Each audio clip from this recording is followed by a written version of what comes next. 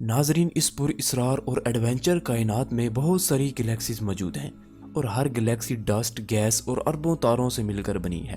لیکن رات کے اندھیرے میں جو گلیکسی دودھ کی طرح سفید اور چمکدار نظر آتی ہے وہی ملکی وے گلیکسی ہے۔ اسے دیکھ کر ایسا لگتا ہے جیسے کسی نے کائنات میں دودھ سے راستہ ہی بنا دیا ہو، اور اسے اسی خصوصیت کی وجہ سے ملکی وے گلیکسی کہا جاتا ہے۔ آپ اسے ہماری گلیکسی بھی کہہ سکتے ہیں کیونکہ اسی گلیکسی میں وہ سارے تارے موجود ہیں جنہیں ہم رات کو آسمان پر دیکھتے ہیں، اور اسی گلیکسی میں ہمارا سولر سسٹم ہے جس میں سورج اور ہماری زمین موجود ہے۔ ایسا نہیں ہے کہ ہماری کائنات میں صرف ایک ہی سولر سسٹم ہے، بلکہ کائنات میں ہر سال ایک نیا سولر سسٹم مل ہی جاتا ہے۔ اگر صرف ہماری گلیکسی کی بات کریں تو اس میں بھی قریب 100 بلین سولر سسٹم ہے۔ ملکی وے گلیکسی میں موجود ان بلین سولر سسٹم میں سے ایک سولر سسٹم ہمارا ہے۔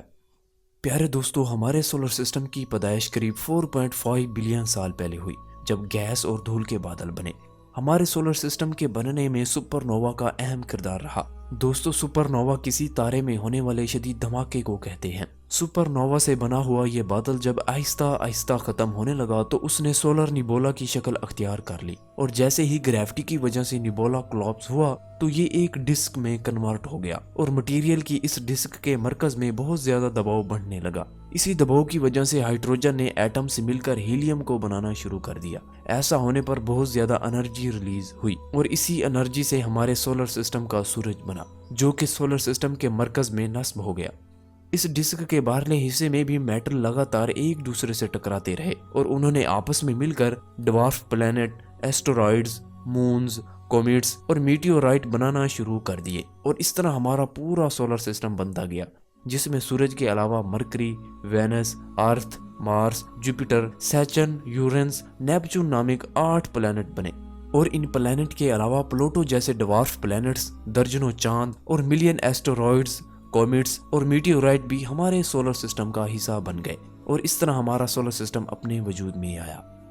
دوستو، سولر سسٹم پر کیے گئے مطالعے سے یہ پتہ چلتا ہے کہ ملکی وے گلیکسی اور سیگٹیریس گلیکسی کے آپس میں ٹکرانے سے تارے بننا شروع ہوئے، جس میں بہت ساری گیس جمع ہوئی اور گیسوں کے بادل ایک ساتھ اکٹھا ہوئے، جس سے سولر سسٹم بننے کا عمل شروع ہوا تو سورج اور 8 پلینٹس بنے۔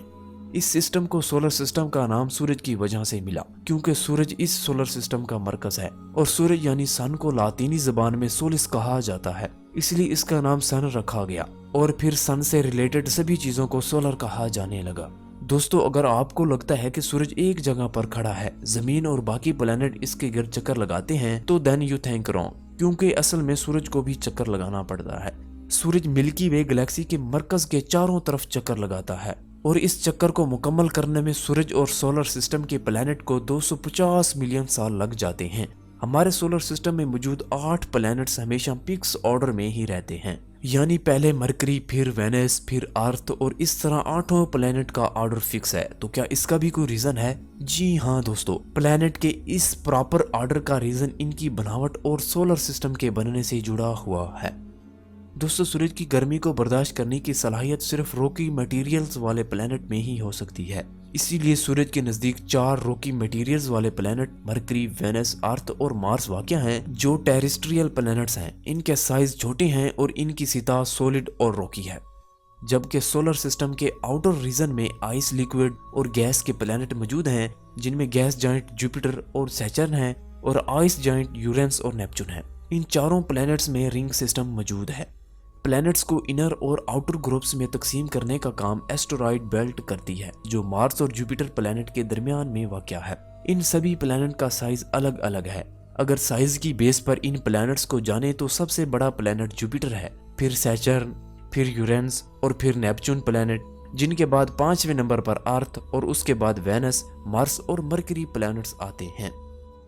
تو دوستو، کیسی لگی آپ کو یہ عام سی معلومات؟ کمنٹس کر کے ضرور بتائیں۔